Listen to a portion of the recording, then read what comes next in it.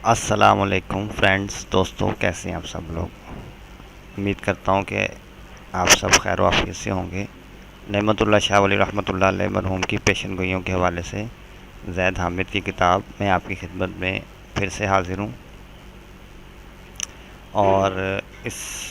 سلسلے کو آپ لوگ چونکہ بہت محبت سے سن رہے ہیں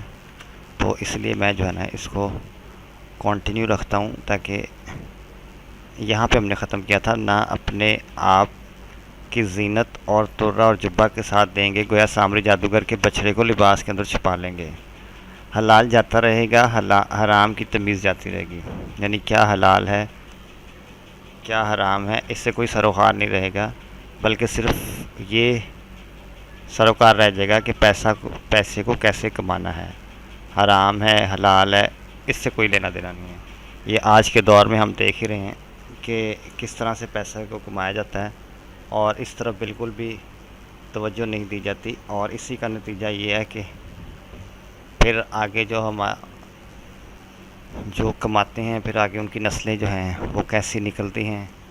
وہ ماں باپ کے ساتھ کیا سلوک کرتی ہیں، اور ان کا اپنے ساتھ کیا ان کا بعد میں نتیجہ نکلتا ہے، اس سے جو ہے نا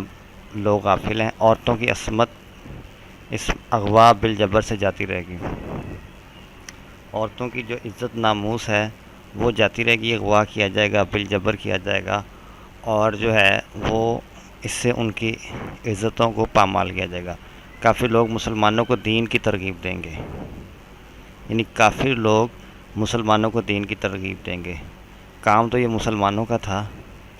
کہ وہ اپنے مذہب کی طرف لوگوں کو دعوت دیں کہ یہ صحیح مذہب ہے،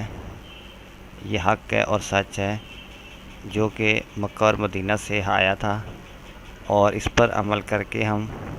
اپنی دنیا اور آخرت دونوں کو بنا سکتے ہیں۔ لیکن اس کے برعکس، کیونکہ اب ہم سب لوگوں کے دلوں میں مال کی محبت آ گئی ہے، تو ہم نے مال کو ہی سب کچھ سمجھ لیا ہے، تو کافی لوگ جو ہیں وہ مسلمانوں کو دین کی اب ترغیب دے، وہ اپنے دین میں لانے کے لیے مسلمانوں کو طرح طرح کے جتن کر رہے ہیں۔ حج سے روکیں گے، نماز ادا کرنے سے بھی روکیں گے، اور یہ تو اس سال ہمیں سب کو معلوم ہو ہی گیا ہے کہ کس طرح کرونا وائرس کے ذریعے سے ایک خوف پھیلایا گیا، اور خوف کی چادر جو ہے اس دفعہ اس کی لپیٹ پوری دنیا کے اوپر ہے، اور ایون کہ حج تک کو جو ہے نا وہ روک دیا گیا ہے۔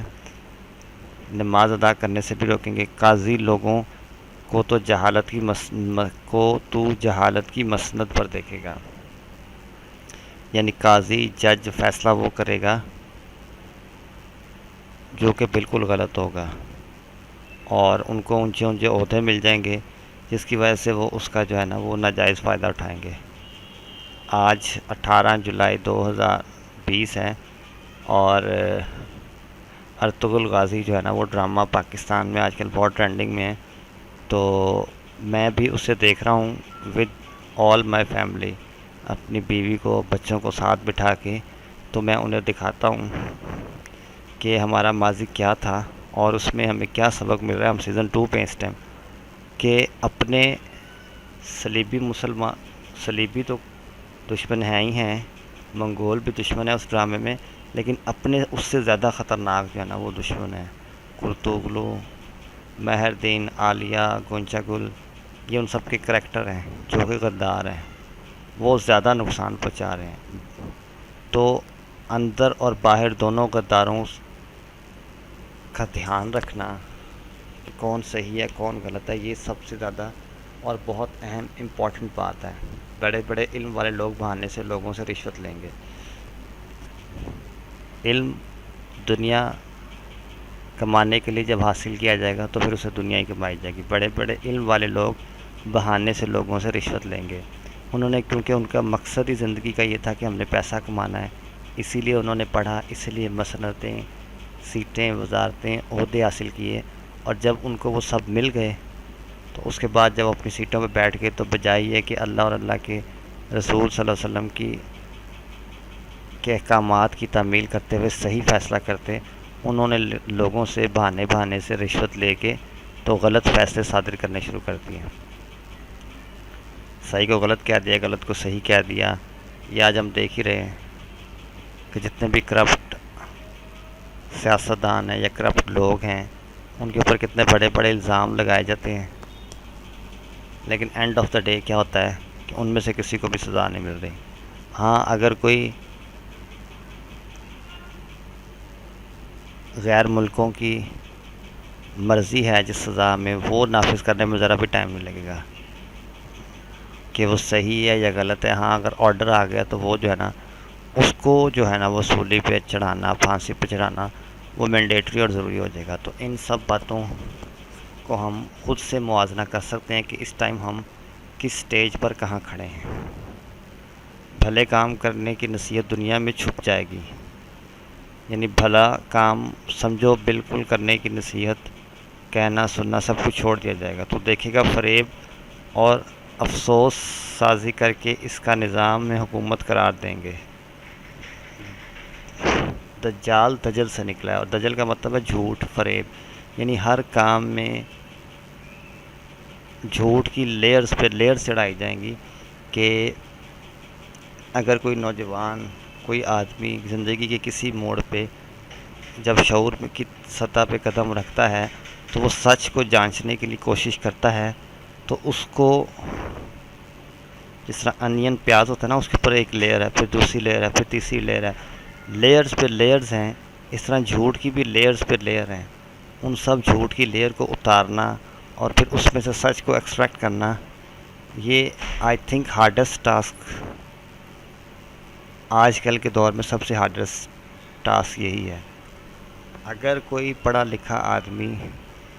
جس کو دین کی سمجھ نہیں ہے، دین سے بالکل بے بہرا ہے، اللہ پاک اسے اگر ہدایت دیتے ہیں، اس کا دل چاہتا ہے کہ میں حق کو جاننے کی کوشش کروں، تو اس کے اوپر طرح طرح سے طعن و تشریح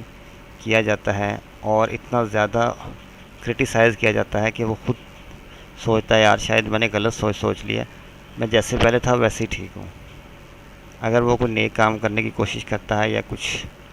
آگے بڑھنے کی کوشش کرتا ہے تو اسے یہ کہہ کر روک دیا جاتا ہے کہ تم کون سے عالم دین ہو، تمہیں کس چیز کا پتہ ہے۔ تو وہ بیچارہ سوچتا ہے شاید واقعی جو ہے نا میں کسی بھی کام کرنے کا اہل یا کسی بھی کام کرنے کے قابل نہیں ہوں۔ تو بھلے کام کرنے کی نصیحت دنیا میں چھپ جائے گی، تو دیکھے گا کہ فریب اور افسوس سازی کر کے اس کا نظام حکومت قرار دیں گے۔ مشرق اور مغرب میں چاروں طرف ریاکاری راج پائے گی، مشرق سے لے کے مغرب تک چاروں طرف ہر ایوری ویئر ریاکاری، جھوٹ،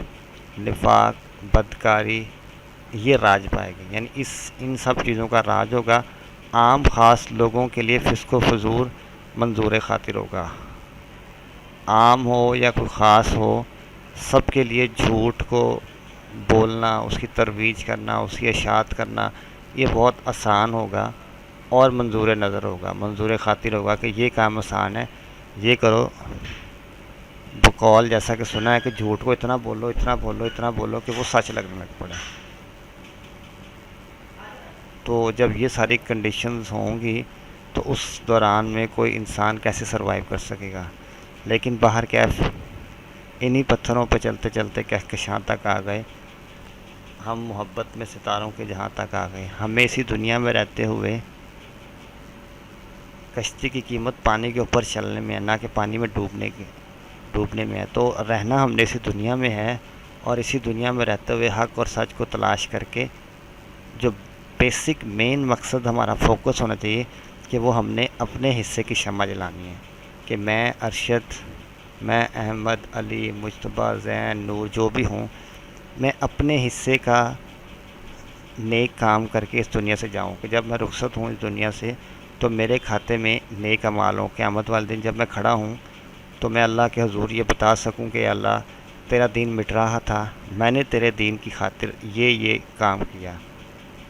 آگے اللہ پاک اس کو قبول فرما لیں۔ دیکھیں پوائنٹ سمجھنے کی کوشش کریں کہ یہ دین جو ہے نا، یہ دین یہ اللہ پاک نے غالب کر کے ہی چھوڑنا ہے۔ کافروں کو خواہ وہ کتنا ہی برا لگے، اب وہ غالب ہوگا، کیسے ہوگا یہ ہمیں نہیں پتہ کیسے ہوگا، لیکن اللہ پاک اس کے لیے جو سبب اختیار کریں گے جو لوگ استعمال کریں گے ان میں اگر ہمارا نام بھی آ جائے تو یہ ہماری خوش قسمتی ہے. اس پوائنٹ کو ہم سمجھیں